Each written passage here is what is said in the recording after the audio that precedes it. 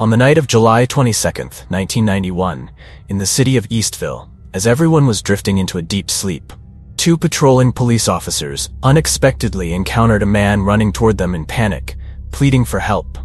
He was unclothed, with handcuffs still on his wrist, and his body bore several clearly visible bruises. "Please help me. He was going to kill me." His voice trembled, and his eyes showed utter terror. Sensing something was wrong, the police officers immediately offered assistance and followed the man's directions. And from there, they unintentionally uncovered a horrifying secret about a killer whose name would send shivers down America's spine. This criminal didn't just kill like usual, he did things none of us could ever imagine. So what exactly did this man go through? Was his escape just luck, or did the killer deliberately release his prey for the thrill of the hunt? Subscribe to our channel to explore this story with us right after this. Eastville, the setting of the incident, a city known for its ancient streets intertwined with modern skyscrapers. It is densely populated and serves as an important economic center in the region. This place brings together people from all walks of life, and cases of people disappearing without a trace frequently occur. It seems the bustling, prosperous facade of Eastville conceals dark secrets beneath. The crime serves as a terrifying warning, making the locals anxious and fearful of what might lurk in the shadows of their city. Returning to the incident, at first, when the two officers saw the man, they thought he might be a pervert fleeing from somewhere. They quickly approached, cautiously restrained him, and began questioning. But when they saw him stammering, trembling, and pleading out of sheer fear, they decided to look into it further. The man introduced himself as Tracy Edwards. He had just escaped from the apartment of a strange man. According to Tracy, that evening, he went to a familiar bar with two friends. At the bar, they met a white, gay man who was handsome and appeared generous. He suggested that Tracy's group come to his apartment for drinks and to take some provocative photos, offering each of them $100. The group initially hesitated, but in the end, only Tracy agreed. Upon entering the apartment, Tracy immediately sensed a cold, eerie atmosphere. The apartment was small but messy, filled with an unpleasant stench that made him feel something was wrong. He also noticed several bottles of hydrochloric acid on the living room floor, a chemical rarely found in an ordinary apartment. While Tracy was still curious about the place, the strange man turned on the TV and invited him to watch a horror movie. Tracy was somewhat uneasy, but they continued talking. Then, suddenly, the man pulled out a pair of handcuffs and said he wanted to try a fun game. With an easygoing personality, Tracy agreed and let the man handcuff one of his wrists, as he had encountered partners with a preference for violence in same-sex relationships before. They both walked into the bedroom, where the stench grew even stronger. In the corner of the room, Tracy saw a blue plastic container, and it seemed the smell originated from there. Despite feeling uneasy, he tried to stay calm and lay on the bed as instructed. While lying on the bed, the man suddenly pulled out a gleaming knife, flashed a strange smile, and told him to take off all his clothes. At this moment, Tracy sensed imminent danger, but with one hand handcuffed, he could barely escape, so he complied. Pretending to stay calm, Tracy asked the man to remove the handcuffs, explaining that he would cooperate better if he was free. After considering for a moment, the man seemed to believe in Tracy's cooperation, relaxed his guard, and set the knife down on the bed. He then began undressing himself. Tracy gradually realized the extreme danger posed by this man. At the peak of the encounter, the man leaned close to him, rested his head on Tracy's chest, and whispered, "Your heart is beating so fast. I'll eat this heart." These horrifying words shook Tracy, but he tried to hide his fear, laughing it off as if everything was fine. Tracy kept talking to the man to distract him, all while sweating as he thought of an escape plan. He noticed the main door wasn't locked, only slightly closed. When the man let his guard down, Tracy abruptly shoved him away. Then he bolted toward the apartment door, breaking the latch in his rush, not daring to look back, knowing every step was a chance to survive. Tracy escaped the apartment complex. Although he had no clothes on, he frantically searched for help until he encountered two police officers. After hearing Tracy's story, the officers were horrified. They decided to accompany him back to apartment 213 on the second floor of the complex. Upon arrival, they knocked, and a white man with a calm demeanor opened the door. The officers asked him to explain Tracy's accusations.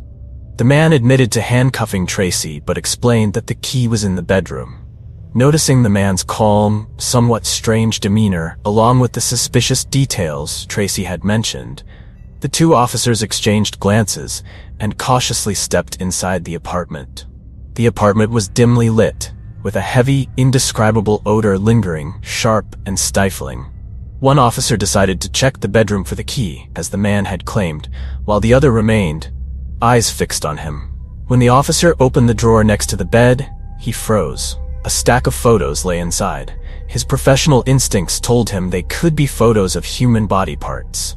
Within moments, he confirmed the images were real. Without needing any further evidence, the officer drew his gun and subdued the man in front of him, signaling his partner to call for additional support immediately. When the backup team arrived, the two officers continued searching the apartment while the man was already restrained. They opened the refrigerator in the living room and were instantly chilled to the bone. Inside was a freshly severed head, its eyes wide open as if still alive. It was the head of an African-American man. The officers looked at the apartment's owner in shock, but he showed almost no reaction. He simply said, "I did all of that. I deserve to die. Please arrest me." His cold admission intensified the tense, haunting atmosphere. The police force began to seal off the entire apartment, and a more thorough search was initiated. On the stove they found some cooked meat. Besides the head in the refrigerator, they also found multiple internal organs and several parts of an arm, all carefully preserved. The sight surpassed every horror the officers had ever encountered in their lives.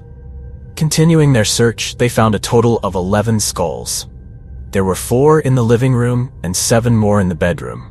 Some were bleached, while others were painted in strange colors, as if they were part of a grotesque collection on display.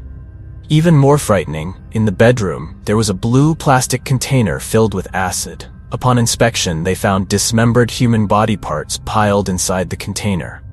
Additionally, the police found 2 complete human skeletons, a pair of severed hands, and male genitalia, all carefully stored. They continued to open plastic bags in the apartment and discovered a total of 80 horrifying photos, documenting the entire dismemberment process of the victims.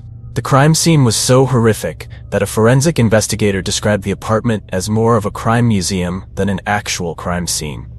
The identity of the man was quickly confirmed. His name was Jeffrey Dahmer, 31 years old, born on May 21, 1960, in Milwaukee. His father was Lionel Dahmer, and his mother was Joyce Dahmer. Jeffrey had been a lively and cheerful child. However, after a hernia surgery at the age of 4, everything seemed to change. The prolonged pain and recovery caused Jeffrey to become quiet and withdrawn from society. When Jeffrey was 6, his younger brother was born, and the Dahmer family began moving frequently. The birth of his brother made Jeffrey even more reclusive. He felt his parents were biased and that his brother had taken all their love. With each move, he felt more isolated in unfamiliar environments, which made Jeffrey feel weary. From here, he accidentally found a new source of joy: animal bones. Discovering animal skeletons left in the nearby woods, he became fascinated by studying their structures. Jeffrey collected insect remains and skulls of small animals, carefully preserving them in jars of formaldehyde. He also expressed his passion by killing small animals around the house and collecting their bones as trophies. During his teenage years, Jeffrey began to show increasingly isolated behavior. Without friends, he was immersed in his own world. By the age of 14, he started having dark urges involving corpses and murder.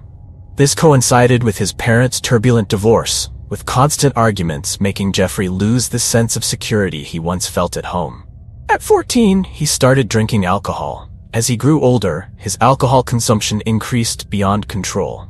Long drinking binges left Jeffrey lost, leading him to drop out after just 1 semester at Ohio State University. Jeffrey's twisted nature and distorted psyche grew day by day, and he was only waiting for an opportunity to satisfy his desires. In June 1978, Jeffrey was driving on a small, deserted road when he spotted a shirtless young man walking along the side of the road. Mesmerized by the man's appearance and muscles, Jeffrey slowly pulled up beside him and asked if he needed a ride. The young man gladly got in, unaware that this would be his final journey. After a brief conversation, Jeffrey learned that the young man was named Stephen Hicks, 18, from Ohio, and that he was on his way to a rock concert at Chippewa Lake Park. At that moment, Jeffrey devised a plan and invited Stephen to his home for a few drinks before taking him to the concert. Stephen, without any suspicion, agreed to the invitation. Once at Jeffrey's home, they began drinking and talking. Stephen told Jeffrey about the beautiful women he knew, but Jeffrey showed little interest. His attention was solely on Stephen. Jeffrey desperately wanted to keep Stephen all to himself, but understood that if he suggested staying, Stephen would certainly refuse. After talking for a while, Stephen stood up, excusing himself to leave in time for the concert. Jeffrey tried to convince Stephen to stay, but Stephen declined. Slightly intoxicated, as Stephen staggered to his feet, Jeffrey suddenly grabbed a heavy dumbbell nearby and struck Stephen hard on the head. Stephen was dazed, unable to react, and collapsed to the ground. Wasting no time, Jeffrey quickly strangled him until he stopped breathing. After killing Stephen, Jeffrey remained completely calm and showed no fear. Instead, he felt a thrill at having captured his prey. He removed the victim's clothes and began performing disturbing acts with the corpse. The next day, with morbid curiosity, Jeffrey continued exploring Stephen's body in his basement, burying the remaining parts in the backyard. However, a few weeks later, noticing children playing near the burial site, Jeffrey feared being discovered. He decided to dig up Stephen's remains, dissolve the flesh in acid, and crush the bones into powder with a hammer, scattering them throughout the nearby woods. What once was Stephen Hicks was now just a dark secret Jeffrey kept hidden in his heart. In July 1978, Jeffrey's father returned home, only to find his son constantly drunk. Disappointed, Lionel used his connections to enroll Jeffrey at Ohio State University, one of the region's top universities. But Jeffrey showed no interest in studying. He neglected classes and drowned himself in alcohol. Lionel eventually visited Jeffrey at school and found his dorm filled with alcohol. Finally, Jeffrey dropped out after only 3 months. Determined not to give up on his son, Lionel continued trying to help him and pushed Jeffrey into the military, hoping he would find discipline and a future. In January 1979, Jeffrey enlisted in the U.S. Army as a medic, but his drinking habits didn't subside.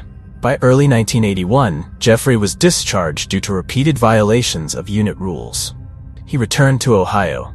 The Dahmer family quickly realized his condition had deteriorated to an uncontrollable state. Jeffrey's parents decided to send him to live with his grandmother in West Allis, a suburb of Milwaukee, Wisconsin, hoping that under her love, he could improve himself and separate from the vices he was entangled in. At his grandmother's house, Jeffrey had a fresh start. She loved him dearly, trying to help him quit drinking and taking him to church every week. Jeffrey also took on newspaper delivery work to keep himself busy. However, his grandmother's efforts were merely a temporary solution for a mind filled with darkness, waiting to erupt. After a short time, he was once again involved in allegations related to children and was subsequently fired. By January 1985, Jeffrey was hired as a bartender at a bar. There, he was captivated by the handsome, charming male patrons. This reignited his twisted desires. Jeffrey gradually began frequenting gay venues where he could freely approach men he was interested in without attracting much attention. Always seeking new thrills in life, Jeffrey once secretly stole a male mannequin from a store, brought it home, and hid it in his closet to use as his partner. However, this behavior did not escape his grandmother's notice. Upon discovering it, she demanded he immediately get rid of the mannequin and firmly forbade him from engaging in such actions. Despite this, every night, Jeffrey secretly brought home male friends he met at the bar. After bringing them to his room, he would secretly slip sleeping pills into their drinks, waiting for them to fall completely unconscious before engaging in intimate acts. This way, he could fully control his partners without encountering any resistance. However, the thrill and satisfaction from this control only lasted for a while. Jeffrey soon began craving a more intense sense of possession. A bizarre thought crossed his mind when he read an article about the death of a young man, prompting Jeffrey to secretly take a shovel to the cemetery late at night, intending to dig up a grave and possess the corpse. But after a few shovel strikes, he realized the ground was too hard, making his insane plan impossible to carry out. Reluctantly, Jeffrey had to abandon the idea. By September 1985, Jeffrey was arrested again for indecent behavior in public. This incident not only damaged his image further, but also resulted in a 1-year probation as a final warning from the law. However, despite being under supervision, his dark thoughts never ceased. In November 1987, on a misty evening, Jeffrey happened to meet Stephen Tuomi at a bar. Stephen, a young man from Michigan, had no idea this encounter would lead him into an inescapable nightmare. Jeffrey was captivated by Stephen's dashing appearance, using money and sweet talk to persuade him to come to a hotel with him. At the hotel, Jeffrey slipped sedatives into Stephen's drink, waiting until he was completely unconscious. Jeffrey then acted out his fantasies of absolute control, but this time, it seemed he had gone a bit too far. The next morning, Stephen's body was cold and stiff, his chest covered in bruises and blood seeping from the corners of his mouth. Jeffrey showed no signs of panic, as this was not his first time. He bought a large suitcase, carefully placing Stephen's body inside, making sure no one would suspect anything. Afterward, he took Stephen's body back to his grandmother's house, tightly wrapping it in plastic to prevent any odor from escaping. A week later, he secretly went down to the basement late at night, dismembering Stephen's body into small pieces, placing them in plastic bags, dissolving the flesh in acid, and using a hammer to crush the bones until they were fragmented. His cold-blooded composure with each hammer strike revealed his intent to maintain complete control over everything. He disposed of all body parts, but kept the head as a trophy. He soaked it in Soilex, a high-alkaline industrial cleaning solution mixed with bleach. Then he cooked it and stripped off the decomposed flesh. However, the skull became brittle and didn't meet his expectations, so he decided to smash it. Jeffrey realized that Soilex was the ideal solution for disposing of bodies without producing an overwhelming stench. From then on, he began developing a process for disposing of future victims. Jeffrey did more than just dispose of bodies.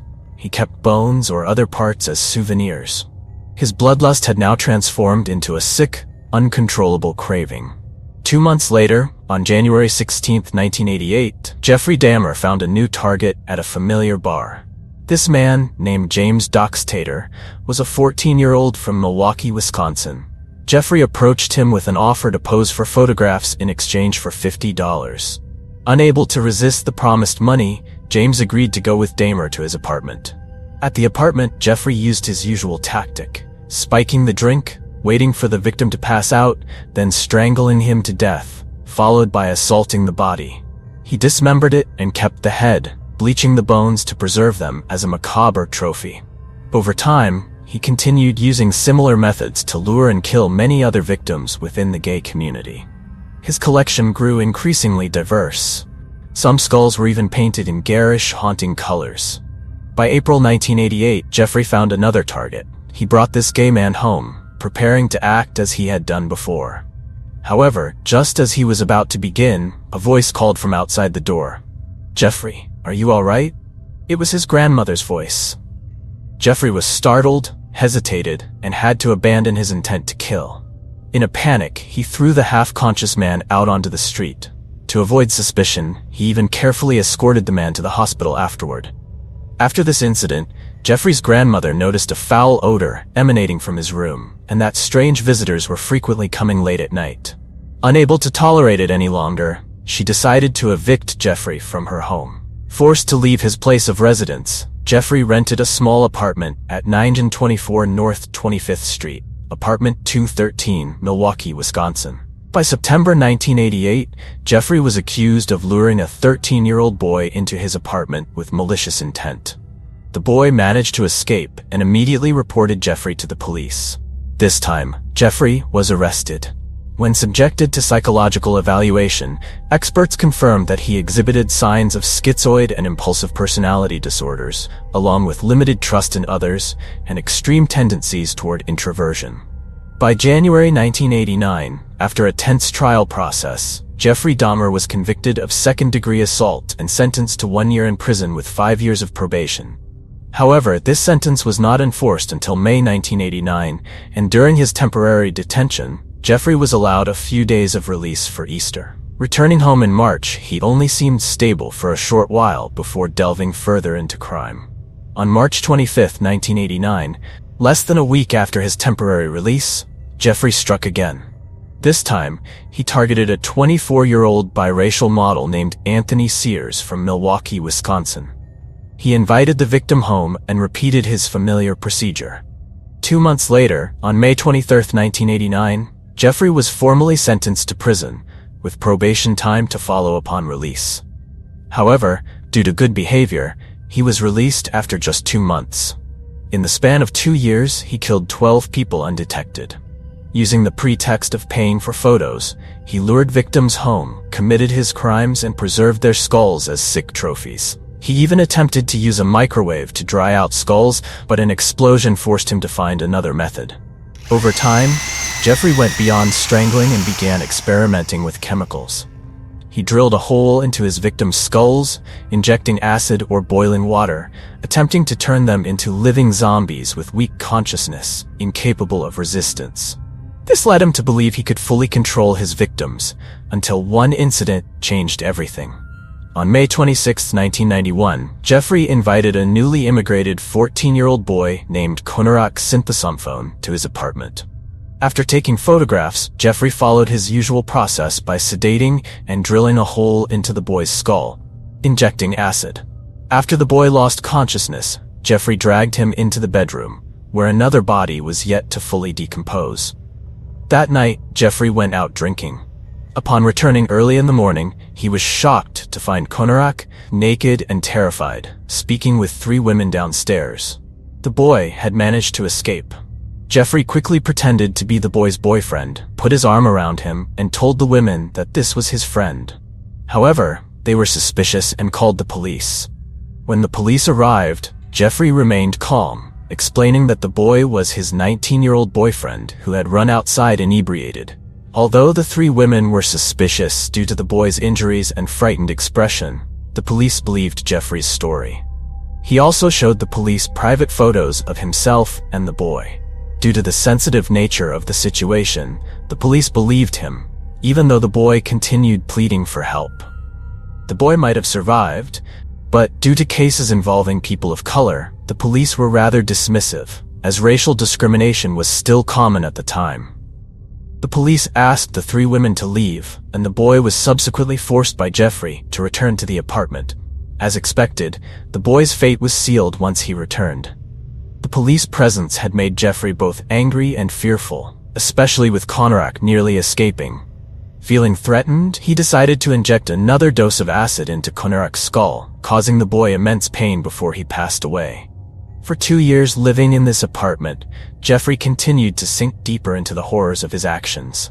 The stench from apartment 213 increasingly caused complaints from neighbors.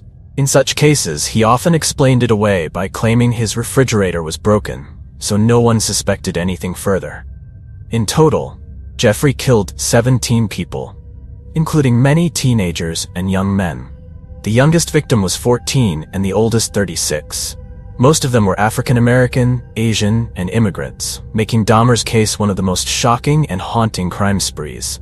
He perfected a sick preservation system for his victims' body parts. Skulls and bones, after bleaching, would be retained to form a grotesque collection in his apartment. Victims' hearts and livers were carefully preserved in his refrigerator. Jeffrey continued to satisfy his urges, repeatedly committing his crimes without leaving any clear traces for the police. However, as the saying goes, the more one does something wrong, the more likely they are to be caught. As in the beginning of this video, Tracy directly accused him, and this time, Jeffrey would face the punishment he deserved. At trial, Jeffrey faced the judges and the victims' families. His testimony threw the entire courtroom into a nightmare. Initially, when interrogated, he confessed to every crime, casually recounting his horrifying actions. However, during the trial, Jeffrey suddenly changed his testimony. He tried to plead insanity, claiming that his actions were due to mental instability and that he couldn't control himself during the crimes. Nonetheless, the prosecutor countered with strong evidence and expert testimony, proving Jeffrey was fully aware and in control of his actions. After days of debate, the trial concluded.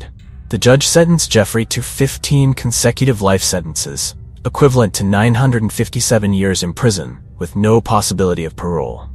This heavy sentence caused an uproar in the courtroom. Jeffrey sat motionless, expressionless, his gaze empty and chilling, sending shivers down the spectators. As Jeffrey was led out of the court, cries of anger and resentment from the victims' families echoed through the room. The trial ended, leaving an indelible mark on judicial history. Jeffrey would remain imprisoned forever, never escaping the severe punishment for his horrific crimes. This is the end of the video. Thank you for watching this intriguing story. If you found this video captivating, don't forget to like, subscribe to the channel, and turn on notifications so you won't miss more thrilling crime stories. See you in the next videos. In December 1973, in Seattle, Washington, a series of attacks targeting female students occurred.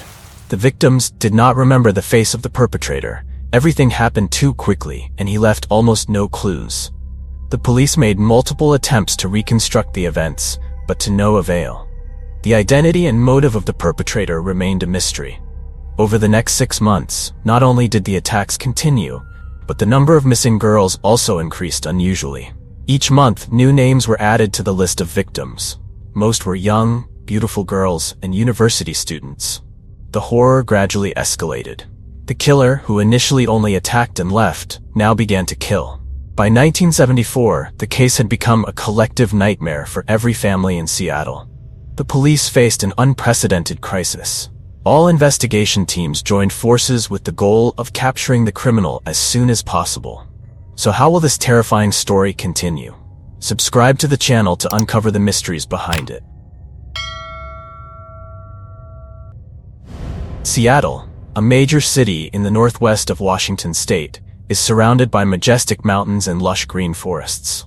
In the 1970s, it was a thriving city, attracting many students and young families seeking education and new beginnings. Life here often brought residents a sense of peace and safety, especially for young girls living away from home, pursuing knowledge and big dreams. However, when night fell, Seattle took on a completely different appearance. The space became strangely quiet. It was the perfect setting for a predator to lurk in the shadows. The story must begin on December 5, 1973, when a man strolling in McKinney Park, Washington, accidentally discovered a body lying in the bushes near the path. At first, he thought it was a mannequin, but when he curiously approached, the pale face and deep wounds on the body caused him to panic. It was definitely a human body, and he immediately reported it to the police. Upon receiving the report, the police quickly arrived and secured the scene. The victim was a woman about 20 years old, lying motionless, eyes wide open, face filled with fear, and disheveled clothes.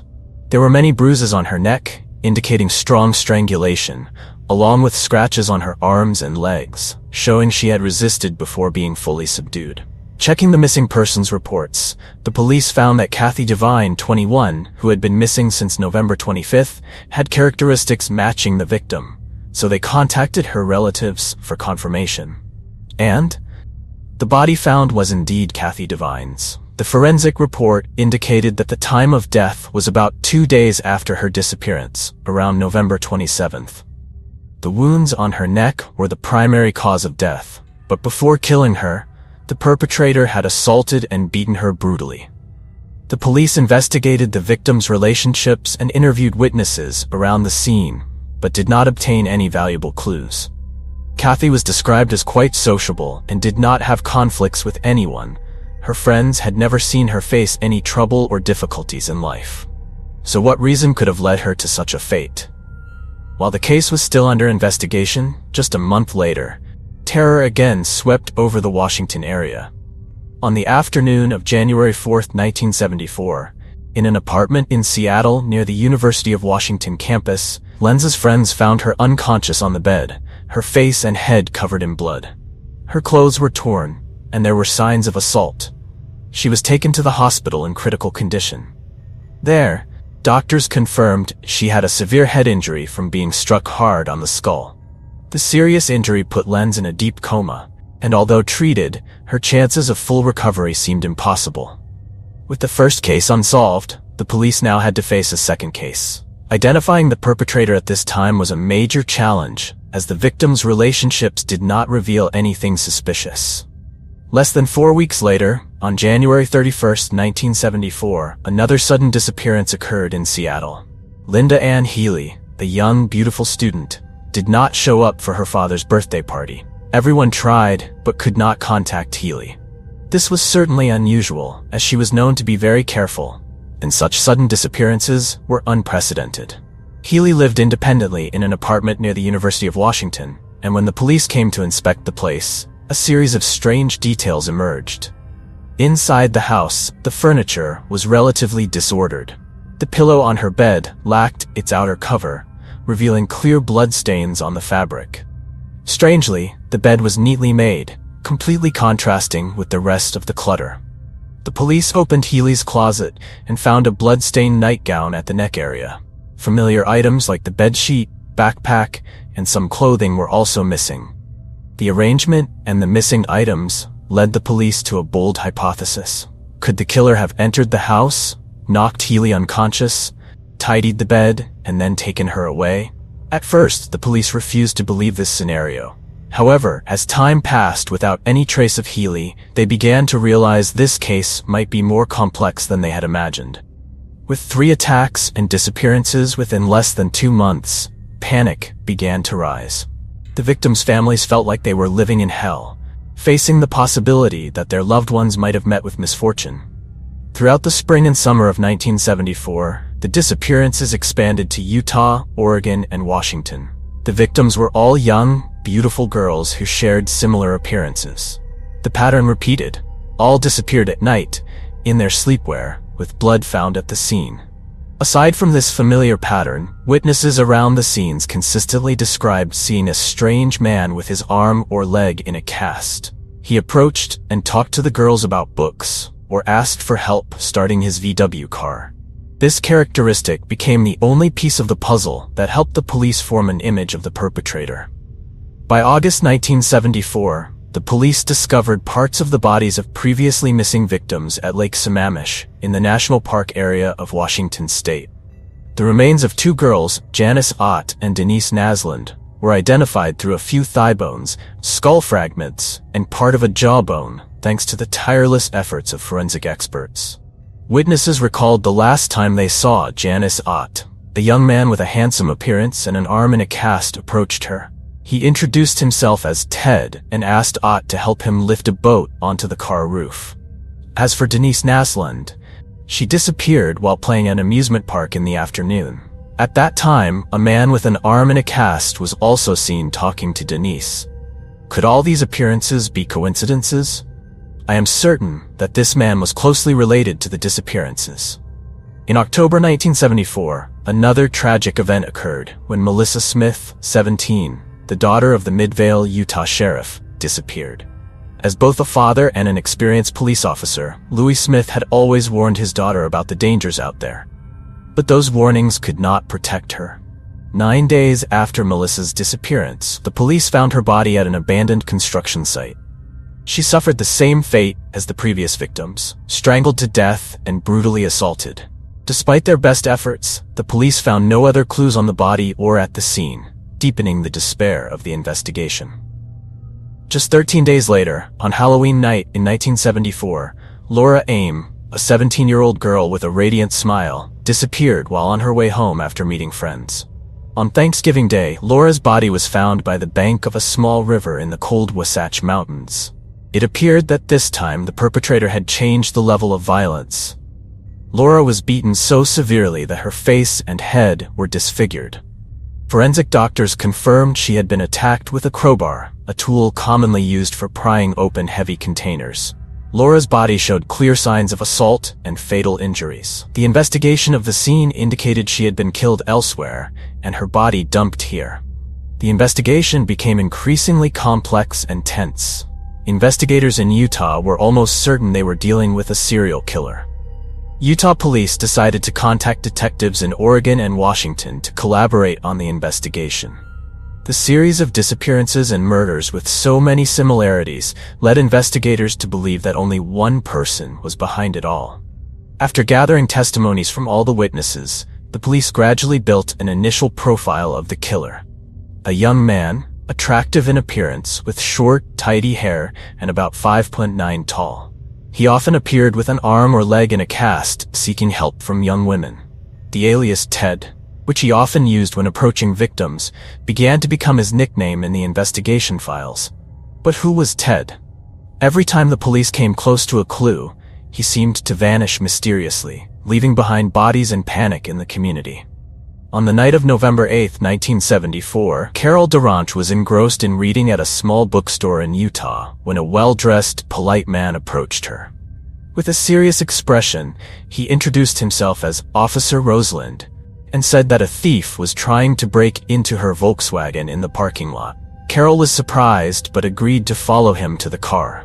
When they arrived, Carol saw that her car was intact and assumed the thief had fled, preparing to return to the store. However, Officer Roseland seemed dissatisfied and insisted she come to the station to report the incident. To avoid trouble, she agreed to go with him to the police station. But once in the car, he drove in the opposite direction, and before Carol could process what was happening, he suddenly stopped. The man grabbed her hand, cuffed it tightly with handcuffs, and pulled a gun from behind his back, pressing it against her, warning her to keep quiet if you don't want to die. Carol was completely terrified, but when he tried to pull her out of the car, she bravely bit his hand and ran for her life. The man roared and chased her, but she managed to reach a couple stopped by the roadside and asked them to take her to the police station. At the Utah police station, with her hands still cuffed, Carol shakily recounted everything, but the name Roseland was unfamiliar to the police. No one by that name was among their ranks. The investigator immediately issued an alert about the imposter and began a search, hoping to apprehend him. However, he had disappeared mysteriously. That same night at Viewmont High School, student Debbie Kent was busy preparing for a play. However, by the end of the day, her parents still had not seen her return home. Jean Graham, her friend and a witness at the scene, confirmed seeing a strange man watching Debbie throughout the evening. But none of them knew who he was, and the list of missing victims grew longer. The similarities between the cases made the police believe that a predator had found a new territory to satisfy his cruelty. They also increased patrols and searches, hoping to find traces of the suspect. Fear spread, and the image of the police impersonator became more dangerous in the eyes of the investigators, like a mysterious threat always looming. On August 16, 1975, Bob, a patrol officer on duty on Utah's highway, spotted a dark-colored Volkswagen parked by the roadside. With his professional instincts, Bob approached to check. Suddenly, the driver of the Volkswagen noticed the headlights from the police car, turned off the main lights, and sped off into the night at breakneck speed. Sensing something suspicious, Bob immediately turned on the siren and chased the suspicious car. He also radioed for backup to intercept the Volkswagen. The driver of the VW saw that his escape route was blocked and was forced to stop. Bob quickly exited his car, gun in hand, shouting for the driver to step out. He was subdued immediately. Bob and his team inspected the car. Inside, they discovered numerous suspicious items: a crowbar, a ski mask, ropes, handcuffs, electrical cords, and an ice pick. The back seat, which had been removed, had several scratch marks. It was clear these were items the suspect feared would be found. The driver's identity was confirmed as Theodore Robert Bundy. Detectives began connecting the dots. He was likely the man mentioned in all theories with the nickname Ted the Killer. The police believed they might have found the person behind the series of mysterious murders in the Pacific Northwest. On October 2, 1975, Carol Durant, the girl who had escaped from the killer the previous November, along with Jean Graham and a friend of Debbie Kent, were summoned to a lineup. Tension filled the room as Carol stepped in, and within moments she pointed at Ted Bundy with unwavering certainty. Jean Graham also confirmed that Ted was the man she had seen loitering at the Viewmont play, where Debbie Kent had disappeared without a trace. The testimonies of both witnesses sounded the alarm, reinforcing the suspicion that Ted was the perpetrator. On September 16, 1975, Meg, Ted Bundy's longtime girlfriend, was invited to the King County Crime Investigation Team. Her face showed a slight tension as she recounted Ted's habits. Meg admitted that on the nights the murders occurred, Ted often left the house late at night. He also began making strange sexual demands and forcing her to be tied up during intimacy. She had also seen plaster for casts in his room and a small axe in his car, but she did not pay much attention to them. With evidence from testimony and witness confirmation, the police decided to prosecute Ted Bundy for the abduction of Carol Durunk. The trial opened on February 23, 1976. The atmosphere was tense in the courtroom as witnesses took the stand one by one to testify to Ted's crimes. During the trial of Carol's case, investigators continued to delve into the deaths of Karen Campbell and Melissa Smith. The forensic report showed that the crowbar found in Ted's car perfectly matched the size and shape of the wound on Karen Campbell's head. This undeniable match prompted Colorado to quickly open another trial on October 22, 1976, charging him with murder. So who was Ted, and why was his list of crimes so diverse? Let's explore a bit more. On November 24, 1946, Eleanor Louise Cowell, only 22 and unmarried, gave birth to a boy named Theodore Robert Cowell in Philadelphia, Pennsylvania.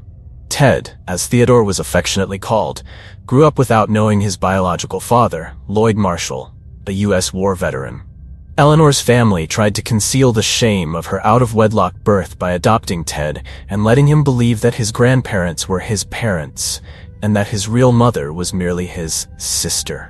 When Ted was 4 years old, Eleanor decided to leave Pennsylvania and move to Tacoma, Washington, to live with some relatives. To start a new life, she changed her name to Louise Cowell. Later, she married Johnny Culpepper Bundy, an ordinary cook who always tried to build a fatherly relationship with Ted. However, the boy never truly considered him his real father.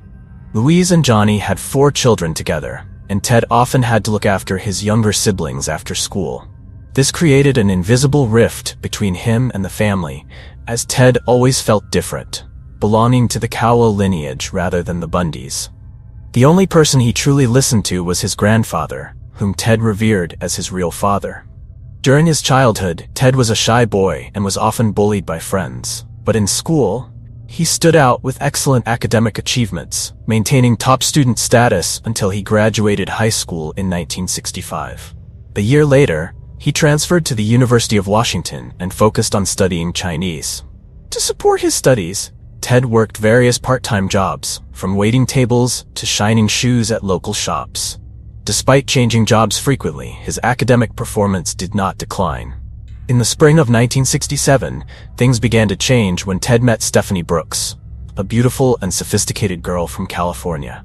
To Ted, she was the epitome of perfection and the highest goal he never thought he could reach. The relationship with Stephanie drew Ted into a whirlwind of emotions.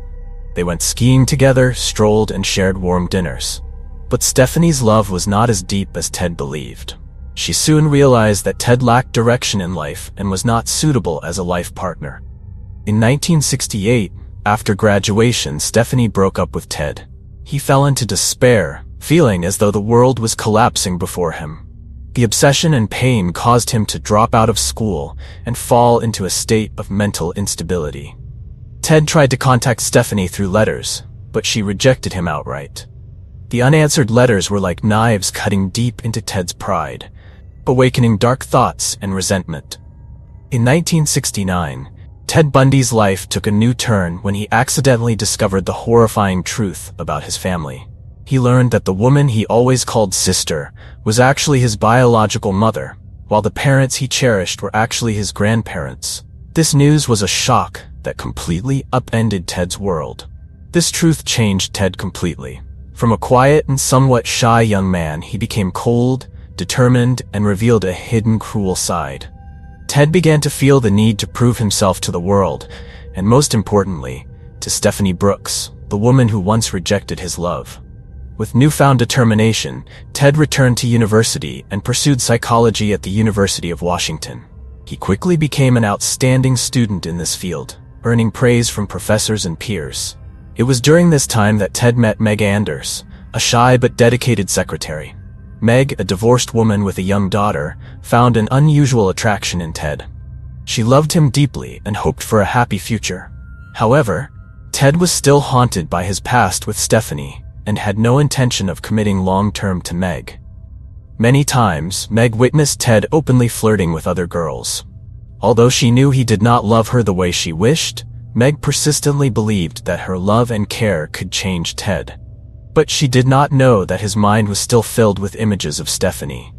Between 1969 and 1972, Ted's life seemed to be on a better path. He became confident and ambitious. He applied to law schools at various universities and participated in political activities. Ted even joined the campaign for a former Washington state governor, helping him build influential relationships within the Republican Party. During this time, Ted was praised for saving a 3-year-old boy who nearly drowned at a lake. These successes further reinforced his belief in his chosen path and made him feel content with himself. In 1973, during a Republican Party business trip to California, Ted reunited with Stephanie Brooks. She was surprised to see Ted more mature and refined compared to their university days. They rekindled their relationship, and Ted kept it a secret from Meg. In the following fall and winter months, Ted put all his effort into charming Stephanie once again. He repeatedly proposed to her, promising a perfect future. Although Stephanie was still doubtful, Ted's transformation won her over. But the harmony only lasted for a short time. Ted suddenly became cold and indifferent towards Stephanie. He ignored all her messages, did not respond, and abruptly vanished from her life. By February 1974, Stephanie realized she had been deceived. Ted had achieved his sweet revenge, making her experience the pain of abandonment that he once endured. She understood that everything was a carefully orchestrated act of revenge Ted had planned. After successfully taking revenge, Ted completely cut off contact with Stephanie, as if she had never existed. It was at this point that darkness truly began to take over his mind, preparing him for the brutal acts that would shock America in the years to come. In April 1977, amidst the suffocating atmosphere of the Garfield County courtroom, Ted Bundy awaited the verdict for the crimes he had committed. With terrifying confidence and cold eyes, he refused legal assistance and defended himself. He believed he would win or at least find a way to escape before the trial scheduled for November. Granted access to the law library to research for his defense, Ted quietly plotted an escape plan. On June 7th, taking advantage of a lapse in supervision, he suddenly jumped out of the library window from the second floor. The fall injured his ankle, but the thirst for freedom pushed Ted to blend into the crowds of Aspen, disappearing before the police's astonished eyes. Ted's sudden move prompted the Aspen police to issue an emergency alert, blocking all city exits. The manhunt for the killer was intense, involving over 150 volunteers and tracking dogs.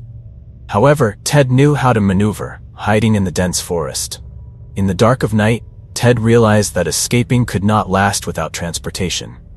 He sneaked into a nearby garage and stole a car with the keys still inside.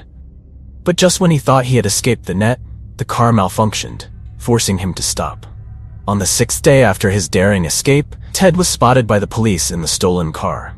This time, he was handcuffed both hand and foot. Yet Ted's determination did not end there.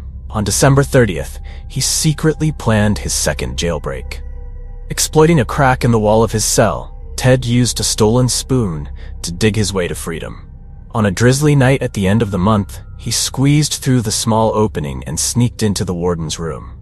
Waiting until no one was around, Ted calmly walked out of the front door of the prison as if he were an uninvited guest. The police only realized Ted was gone after 15 hours, giving him enough time for a safe start and to cross miles to Chicago. With this ticket, he continued his criminal journey to Florida, where he found a new life under the alias Chris Hagen. In January 1978, Ted appeared in Tallahassee, Florida, and found an apartment near Florida State University.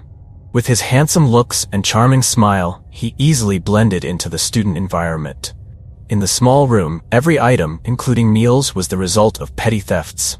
He lived in secrecy but was satisfied, and the dark ambition within him seemed to still smolder.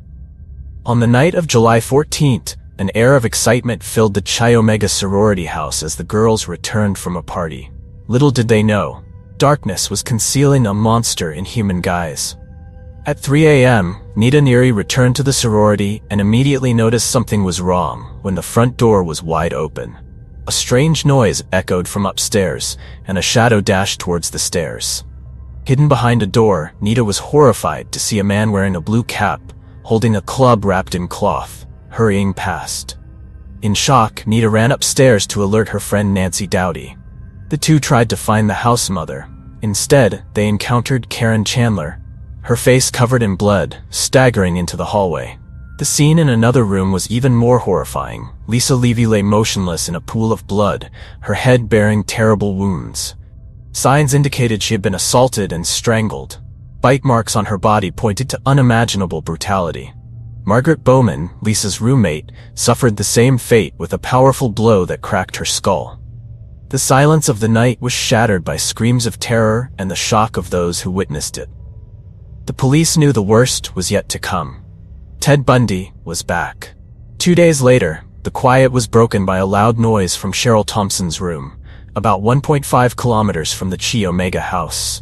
Debbie Ciccarelli, in the next room, heard strange sounds. Focusing, she realized it was the sound of painful groans coming from the other side of the wall. Debbie woke her roommate, Nancy Young. The two listened intently, then quickly called the police upon sensing the urgency.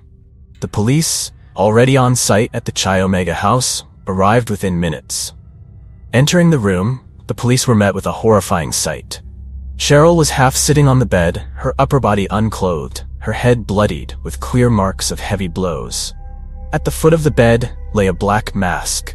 The autopsy revealed that Cheryl had been struck on the head with a hard object, likely a club or a large piece of wood. Blood and semen samples were collected, but most of the evidence was insufficient to identify the perpetrator immediately. Only a few strands of hair in the mask and bite marks on the victim's body were the most valuable clues. This case had not cooled before another incident occurred. On February 9, 1978, Lake City police received a call from Kimberly Leach's parents. Their 12-year-old daughter had disappeared after leaving school. Witnesses reported seeing Leach last getting into a car with a strange man. After 8 weeks of fruitless searching, her decomposed body was found in a park in Suwannee County. A few days before Leach's disappearance, a man in a white truck approached 14-year-old Leslie Parmenter, claiming to be from the fire station. Leslie sensed something was off when he wore civilian clothes, and was lucky her brother arrived in time. When shown Ted's photo, both siblings confirmed it was him. On February 15, 1978, while patrolling West Pensacola, Officer David Lee spotted a suspicious VW and decided to check it out. A license plate verification quickly revealed it was a stolen car. Ted Bundy sat behind the wheel, this time unable to escape the police after a fierce chase. Lee quickly handcuffed him. Throughout the trial process from 1977 to 1980, Ted Bundy tried to defend himself with familiar confidence and cunning. But nothing could overturn the crucial evidence. The bite marks on Lisa Levy's body perfectly matched Ted's teeth. Finally, after numerous trials, Ted Bundy was held responsible for the deaths of at least 30 people. However, the actual number could be higher, as there might have been more unreported victims. He was officially sentenced to death. At the trial, witnesses were stunned by Bundy's confidence and eerily calm demeanor while defending himself. His coldness and provocative smile became haunting images, broadcasted repeatedly in the news. When the death sentence was carried out on January 24, 1989, hundreds gathered outside Florida State Prison, cheering and celebrating with banners reading, "Burn, Bundy, burn." The scene reflected the relief of a nation freed from years of fear. The police concluded a long pursuit. Justice would finally be served. Thank you for following this tragic and haunting story. Don't forget to like, subscribe, and turn on notifications so you won't miss future stories. Leave a comment and share your thoughts on this case. See you in the next videos. In 2008, a 16-year-old girl in Hong Kong mysteriously disappeared. The police made efforts to investigate and discovered traces of her body parts at a meat stall in Kowloon. At the time of the incident, pork consumption in Kowloon significantly decreased. Rumors, fear, and obsession about the origins of the meat sold at the market spread among the public. The case shocked the Hong Kong public for a long time. It even served as inspiration for filmmakers many years later. So, what exactly happened to that girl? Who is responsible for these events? Subscribe to the channel and join us as we uncover these mysteries right away. Hong Kong, a vibrant port city, is famous for its dazzling neon lights and non-stop pace. Located at the crossroads of tradition and modernity, Kowloon, where the incident took place, is a bustling commercial center. Kowloon stands out with its narrow streets, diverse stalls, and bustling night markets, where laughter and conversation blend with the noise of traffic. The old, cramped buildings full of life create a unique charm for this area. Beneath this lively and glamorous facade, few would suspect that this area witnessed a horrifying case that changed the entire face of the city. Beauty and evil coexist, intertwining to create a dramatic and breathtaking backdrop. Back to the story. On April 29, 2008, at the police station in the New Territories, the atmosphere became heavy when the Wong family arrived to report a case. Mrs. Wong, the mother with a haggard appearance, nervously recounted the disappearance of her youngest daughter, Wong Jiamai, who had been missing for 3 days. Since April 26th, Jiamai hasn't come home. At first, we thought she might be at a friend's house, but we kept calling and couldn't reach her. We couldn't wait any longer, so we came here to ask for the police's help. Jiamai's older sister, Wang Ping, accompanied their mother. She also shared, "On the night of April 26, around 11 p.m., my sister was still happily chatting at home. There was nothing unusual.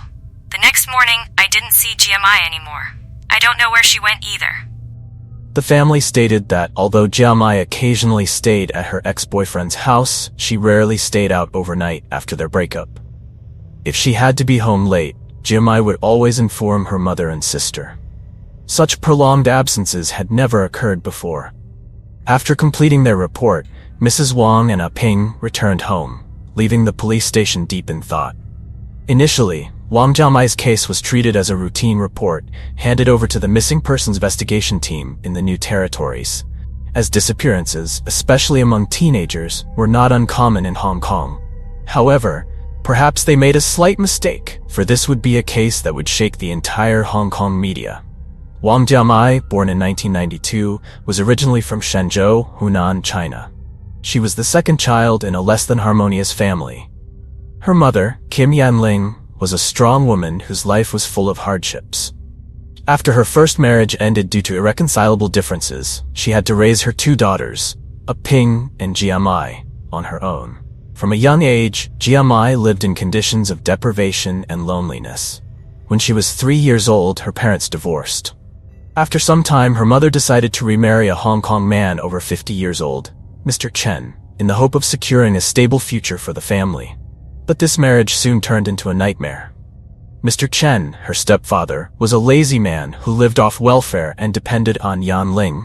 He showed no interest in his wife's 2 stepdaughters. In 2000, Kim Yan Ling decided to take her eldest daughter to Hong Kong to settle down. Jiamai, then only 8 years old, had to stay behind in Shenzhou alone. As a result, Jiamai grew up with many psychological scars. The absence of her mother's love and witnessing her stepfather's indifference created an irreplaceable void in her soul. In 2005, at the age of 14, Jiamai was finally brought to Hong Kong by her mother to reunite with the family.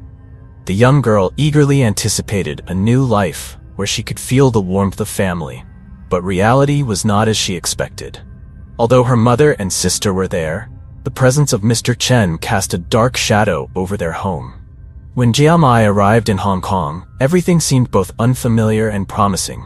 The city's dazzling lights, towering buildings, and bustling crowds made her feel small and lost, unlike what she had imagined. The family's residence was a small apartment in Tai Wahao Estate, a public housing area for low-income residents. It was surrounded by a dense population of immigrants and low-income workers. Here, Jiamai started attending the local middle school. She quickly stood out due to her intelligence and academic excellence. Her classmates noticed her aptitude, especially in mathematics, Chinese, and English. In her first year, she received a prestigious school scholarship for her outstanding achievements. However, not everything went smoothly. Her quiet and introverted nature made her a loner in class. Whispers from classmates and judgmental glances from teachers built an invisible wall separating her from everyone. Meanwhile, Mr. Chen, her stepfather, grew increasingly irritable and grumpy. Whenever he lacked money, he would lash out at everything around him and often spoke harshly to the family. Cold stares and unreasonable yelling became a routine part of Jiamai's daily life. At the end of 2007, Jiamai decided to sign up for a modeling class outside of school, hoping to find new joy and escape from reality. She dreamed of one day shining on the catwalk and making her mother proud. However, with her average physique, she did not receive much attention. Nonetheless, her passion for beauty was undeterred. She spent hours practicing makeup, experimenting with new styles, and coordinating outfits. In the evenings, Jiamai and Ping would sit together, sharing their thoughts on cosmetics, clothing, and dreams for the future. They both signed up for a makeup class, attending 3 sessions a week, and tried out makeup styles they had only seen in magazines. By January 2008, as the cold winter enveloped Hong Kong, Jiamai began to feel the weight of pressure. Her mother had to work tirelessly to maintain their livelihood, while her stepfather became increasingly irresponsible. To ease the family's burden and seek opportunities for herself, Jiamai, then in 10th grade, made a bold decision. Studying no longer offered the future she envisioned. She didn't want her mother to toil for her sake anymore, so she chose to drop out of school. Her mother and sister were adamantly opposed when they heard this decision. However, faced with Jiamai's determination, her mother and Ping had no choice but to reluctantly agree, their hearts heavy with worry. She left school and officially stepped into a world full of traps. The outside world was not what Jiamai had imagined. Freedom came at a price. She started frequenting entertainment venues where loud music and bright lights blurred all reason. Initially, Jiamai visited these places to unwind, seeking a bit of joy after exhausting days. But gradually, sleepless nights became a habit. She began meeting and associating with all kinds of people, from wealthy businessmen and stylish young women to the more sinister elements of society. Some of her new friends were generous, taking her to lavish parties where she was surrounded by music and colorful cocktails. Others were manipulative and scheming, only seeking her company for physical pleasure. Each relationship had its own nuances, but collectively, they pulled Jiamai further away from the image of the innocent schoolgirl she once was. Over time, she began to enjoy the free-spirited lifestyle. She started seeing clients and often spent nights away from home. Jiamai concealed the truth about her activities and gave vague answers when her mother inquired. This secrecy was one of the factors that led to her eventual disappearance. From the police's side, upon receiving the report, the first location they visited was Jiamai's apartment in Taiwohao Estate. Inside the apartment, the police meticulously searched every item, every drawer, but found nothing unusual. Finally, the investigators turned their attention to Jiamai's personal computer. The data on the computer revealed that Jiamai had registered an account on an adult forum. Her images appeared in many posts, with provocative photos and captions written by her to entice clients. The computer records also showed that on April 13th, Jiamai had posted a new thread on the forum, arranging to meet a client late at night. A week later, someone left a review about her service. This information alarmed the police, making them worry that she might have been involved in dangerous relationships, so they immediately mobilized to find Jiamai's whereabouts, suspecting this was no longer a simple missing persons case. Regular interactions with strangers from the forum had placed Jiamai in a vulnerable situation. The police believed that these meetings posed significant risks and that there was a high chance she had been drawn into a dark scheme or encountered a dangerous individual. The family was completely unaware of Jiamai's double life. Her sister, Ping, tearfully told the police that the two sisters were usually close and shared everything in life. But in recent months, Jiamai often showed signs of anxiety and gloom. She would leave the house without explanation, and whenever she returned, she looked exhausted. Ping began to feel worried. On many occasions, she saw her sister interacting closely with older men, some even over 50 years old. At night, Jiamai would often stay up very late. If she didn't go out, she would be engrossed in texting on her phone or secretly chatting. These conversations would often last until late at night, and there were nights when GMI did not return home. When her mother or a ping asked, she would only reply, "I'm meeting my boyfriend." but never brought anyone home or mentioned details about him. Although a ping knew her sister frequently used MSN to chat with friends, she never imagined that GMI was involved in such physical work. By checking her messages, investigators discovered that the people GMI interacted with were not just schoolmates or ordinary friends.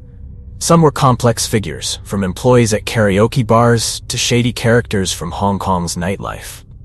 When news of GMI's disappearance was made public, it was reported by major and minor newspapers, stirring public concern. Headlines like, "Mysterious Disappearance of a Schoolgirl" and "Police Search for Missing Girl in Kowloon" became the talk of the town. On May 2, 2008, the police received valuable information. A man named A. Bang came to the police station to report that he had met Wang Jiamai before she went missing. A Bang stated that they met through an adult online forum. Jiamai used an anonymous account to offer intimate services for money. During their conversations, she even sent some private photos as assurance. Their exchange lasted a few days before they agreed to meet at a small hotel in Sham Shui Po on April 26. "I scheduled the meeting with her at around 10 p.m., a Bang said, his voice trembling. She was a bit late, wearing a long black coat and carrying a yellow handbag.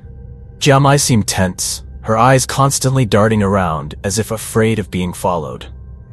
The police listened intently, noting down every detail to ensure nothing was missed. That evening, Jiamai appeared tired, not like the inviting tone she used on the forum. A Bang paid up front and only lay next to her to talk, without any physical interaction. During that time, Jiamai was constantly focused on her phone. I asked if something was wrong, but Jiamai just forced a smile and said it was private business. When I saw it was getting too late, I left first. It was a little past midnight, a Bang confirmed. He also admitted that, after talking to Jiamai, he had developed feelings for her and was very worried when he couldn't reach her, so he went to the police, hoping to help find her quickly. After A Bang provided his statement, he immediately became the prime suspect, since he was the last person known to have seen Wang Jiamai before her disappearance. Through thorough investigation, the police confirmed that A Bang's statement was true. Other witnesses at the hotel and CCTV footage showed A Bang leaving the hotel at around 12:30 a.m. on April 27th, matching his account. According to A Bang, that evening, while they lay on the bed, Wang Jiamai confided in him about the difficulties she was facing. She had been deceived by a modeling agency and was in debt up to HKD 50,000. The amount was too large, beyond her financial capability. Notably, on the night of April 26th, Wang Jiamai received a call from the modeling agency demanding an additional HKD 10,000 by May 1st, or else they would release sensitive photos and videos of her that they had collected. This threat pushed her to a dead end, leaving her no choice but to meet more clients to make money. The police suspected that after parting ways with A Bang at around 12:30 a.m., Jiamai might have met someone else. At this point, the police focused their investigation on the messages and mobile data from her phone number. An important detail was discovered. The last call Jiamai made was at 1:45 p.m. on April 27th. The call lasted 53 seconds and was made from the Sham Shui Po subway station to an unregistered prepaid number. According to the chat history on Wang Jiamai's MSN account, at 9:16 a.m. on April 27th, someone had arranged to meet her at the Sham Shui Po subway station at 1 p.m. The person had messaged that she should call before arriving so they could pick her up. The IP of this message was traced to a computer in a building on Shek Kip Mei Street, just a short distance from the Sham Shui Po subway station. This clue made the police strongly suspect that this individual was directly involved in Wang Jiamai's mysterious disappearance. They quickly investigated and found that the IP address belonged to an apartment in Yanfat building, an area notorious for being a gathering place for suspicious individuals and where illegal activities frequently occurred. During the tense investigation, a new clue emerged, opening a new chapter in the case. On May 5th at midnight, a man with a worried and anxious expression walked into the New Territories police station. It was a duck, a man around 30 years old, trembling as he recounted that he had reason to believe his friend, Ding Kai-tai, could be the culprit behind Wang Jiamai's disappearance. The duck, stuttering and with frightened eyes, said that a few days after Jiamai went missing, Ding Kai-tai had called him in an unusually excited state. Over the phone, Ding revealed that he had met Jiamai on the night of April 27th. The two had used drugs and had sex in his apartment. In a moment of climax, Jiamai repeatedly said she wanted to die to escape the pressures of life. So in his state of ecstasy and under the influence of drugs, he decided to help her fulfill that wish. He described how he strangled her for a few minutes until she completely stopped breathing. It's possible that the girl was complicit in this, so he didn't feel much resistance from her, with her hands only clutching the bedsheet until she stopped breathing. Hearing this over the phone terrified a duck, but he still didn't fully believe Ding's story, thinking it was just the ramblings of a drug-induced state. However, his suspicion grew when Ding Kai-tai continued to describe how he disposed of the body. He detailed dismembering the victim in the bathroom with a knife and removing the flesh to dispose of separately. He transported the bones, after removing the flesh, to a pork stall at the Shek Kip Mei market, intentionally hiding them among pig bones. The remaining parts were scattered in different places throughout the city. Despite the horrifying nature of Ding's story, a duck still didn't want to believe it was true. He thought Ding was either lying or in a paranoid state due to drug abuse. But when news of Wang Jiamai's disappearance spread widely, a duck felt that there were too many coincidences in his friend's account. After many sleepless nights, unable to escape the haunting nature of Ding's words, a duck decided to report everything he knew to the police. He understood this could put his friend in danger, but he could no longer remain silent. Upon receiving a duck's testimony, the police immediately realized this case was more complex than they had thought. The disappearance of Wang Jiamai was officially handed over to the Kowloon West Serious Crimes Unit, where experienced investigators were working. After many hours of analyzing data and traces from the adult forum, the police traced the IP address of the last message from Wang Jiamai's MSN account. It led them to an apartment in Yan Fat Building, hidden deep within the old, dark housing area of Shek Kip Mei, where the streetlights barely illuminated the figures of passersby. This location coincided with what a duck revealed as Ding Kai-tai's residence, suggesting that his testimony was likely accurate. The Kowloon West Serious Crimes Unit, led by veteran investigator Lam Zifeng, planned an operation to surround and apprehend him. That night, at 11 p.m., the atmosphere was stiflingly quiet. Ding Kai-tai's silhouette appeared, moving in an ordinary manner, without a hint of suspicion. As soon as Ding Kai-tai touched the door handle, a slight creak echoed. "Police, stay where you are." A series of flashlights shone directly into his eyes. Ding Kai-tai panicked and tried to run, but was immediately subdued. He was taken to the station for interrogation. Simultaneously, the police searched Ding Kai-tai's apartment. The findings left everyone breathless. Blood splatters on the walls, door frames, and a torn shower curtain soaked in dark red stains. A CD lay in the computer drive, still marked with dried blood. At first, Ding Kai-tai appeared calm, refusing to answer any questions related to Jiamai. However, his composure was shaken when DNA tests confirmed that the bloodstains belonged to Wang Jiamai. This cramped, dimly lit apartment was indeed the scene of an unimaginable crime. After being intensely interrogated for hours, he suddenly mentioned the name Hui Zi, a close friend who had worked with him, claiming that this person had helped him dispose of the body and that he alone was responsible for killing Jiamai. However, after verification, it turned out that Hui Zi was just a made-up name in his moment of panic. There was no such person. Regarding Jiamai's body, Kai-tai admitted that after killing her during a frenzied state, he tried to eliminate all evidence by disposing of her head in the sea near the Kowloon Pier. The remaining body parts were dismembered and scattered in various places around the city, including the pork stalls at the Shek Kip Mei market. His confession shocked the police and the public alike. The image of human remains mixed with pork sold at the market triggered waves of panic throughout the area. The news that Ding Kai-tai disposed of the body by throwing bones and meat into pork stalls sent ripples of terror through the public. At the Kowloon Pier, divers repeatedly descended, expanding their search area under the seabed, but found no traces. As for the body parts hidden at the market, he couldn't recall their exact location. And even if he did, there was no certainty that they hadn't already been consumed as regular pork. With the current evidence, the case was now becoming clearer, and investigators began reconstructing the entire series of events. Early that morning, after leaving a bar at around 7 a.m., Ding Kai-tai was still under the influence of drugs. He returned to his apartment, his mind spinning in a chaotic state. Unable to sleep, he decided to contact Wang Jiamai. By 1 p.m., Wang Jiamai arrived at his apartment. The two used drugs together and later engaged in sexual activities. Around 3 p.m., when Ding Kai-tai woke up, he was shocked to see Wang Jiamai lying motionless on the bed, foam at her mouth, her body cold. He vaguely remembered strangling her during a high. After a few moments of fear and confusion, Ding Kai-tai began to think more coldly. He devised a plan to dismember the body to avoid being caught.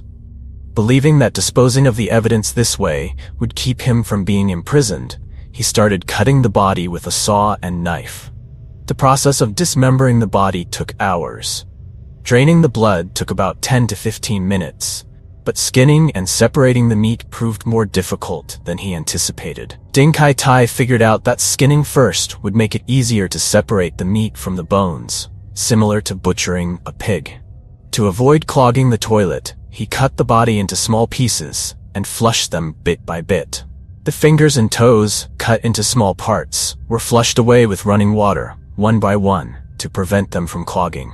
He did this with an eerie patience, as if performing a daily routine.